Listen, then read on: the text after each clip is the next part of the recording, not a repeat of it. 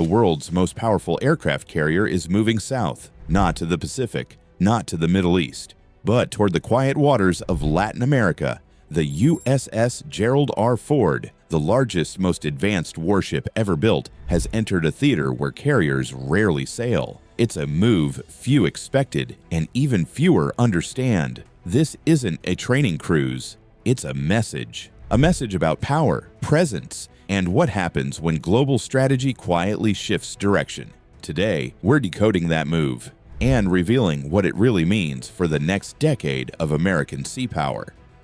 In early November 2025, the Ford Carrier Strike Group left its familiar Atlantic patrol routes and crossed into the U.S. Southern Command region. That area stretches from the Caribbean down to the southern tip of South America. Vast, diverse, and politically unstable. The official statement was short: routine engagement, regional partnerships, training with allies. But anyone who's studied naval strategy knows those words always mean something more. For the first time in nearly 4 decades, a Ford-class supercarrier capable of launching over 60 sorties a day is operating this far south. That's not routine. That's deliberate positioning.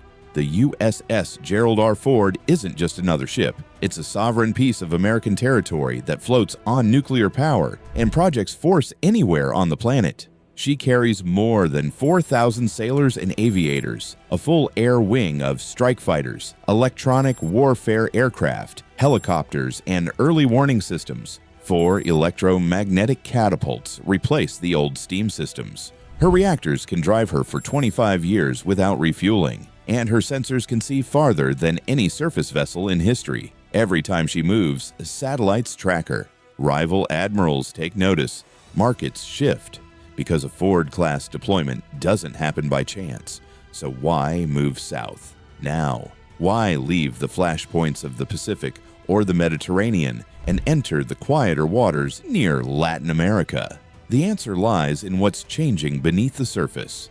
Over the last 10 years, China has invested billions across Central and South America. Deep water ports, fuel terminals, and undersea cable infrastructure stretching from Panama to Argentina. What looks like commercial expansion doubles as potential naval logistics. Russia, meanwhile, has increased joint exercises with Venezuela and Cuba, sending small surface groups into the Caribbean for training. Individually, these moves seem symbolic. Together, they signal a slow erosion of uncontested U.S. influence in its own hemisphere. So the Ford's redeployment is more than a visit, it's a reminder that the United States still commands the hemisphere's blue water, and it can appear anywhere, at any time. In naval terms, deterrence isn't just about weapons, it's about visibility. When a supercarrier shows up off your coast, every admiral, every politician, and every trafficker recalculates risk. The Ford's radar coverage blankets the Caribbean and the eastern seaboard of South America. Its aircraft can reach the Panama Canal in minutes and cover shipping lanes that feed nearly half of U.S. agricultural imports. If those lanes are ever threatened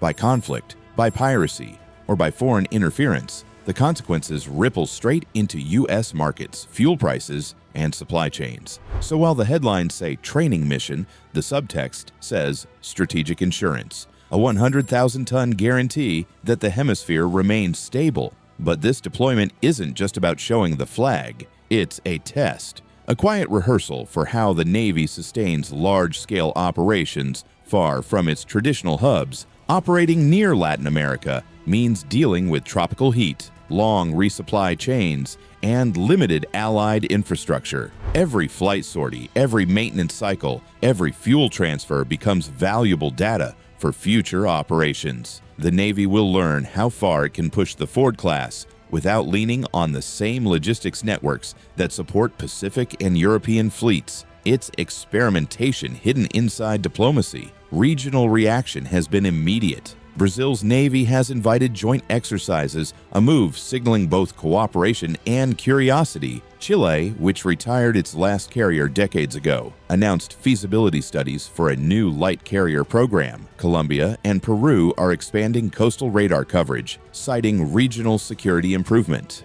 Even civilian maritime agencies are adjusting their patterns. When the world's largest warship is in your neighborhood, everyone pays attention, friends and rivals alike. For non-state actors, the effect is just as real. Drug routes alter. Smuggling vessels go quiet. Intelligence chatter spikes. A single carrier strike group changes the tempo of an entire region's illicit economy. Yet the Ford's voyage south carries a message not just for Latin America, but for the world. It says that American naval dominance isn't tied to one ocean. While analysts obsess over the Pacific, the United States is quietly reminding allies and adversaries that it can pivot in any direction.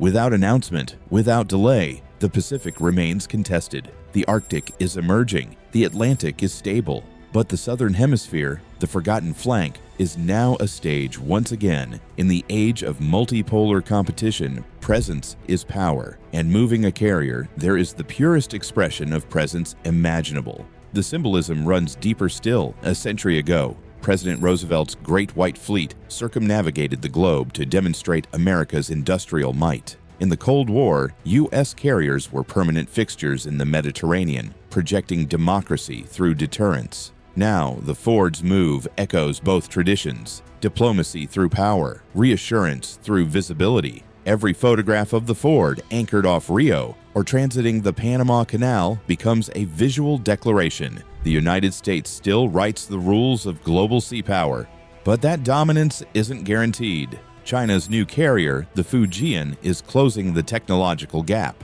Russia continues to modernize its submarines and expand Arctic patrols. And smaller nations are investing in drones, hypersonic missiles, and anti-ship systems that complicate carrier operations. In that context, deployments like this are stress tests. They measure whether the U.S. Navy can adapt faster than its rivals. They test endurance, logistics, and public perception, all without firing a shot. Naval power has always been a chessboard of movement and perception. Where you sail is as important as how many guns you bring. And the Ford's movement south is a strategic checkmate, subtle, deliberate, and heavy with meaning. It tells competitors, "We see you expanding here." It tells allies, "We haven't forgotten you."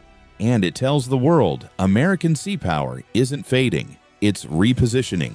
In the end, that's what this voyage is about. Not confrontation, but confidence. Confidence in reach, confidence in technology, confidence in the sailors who stand watch on a ship that can be anywhere the president needs it to be.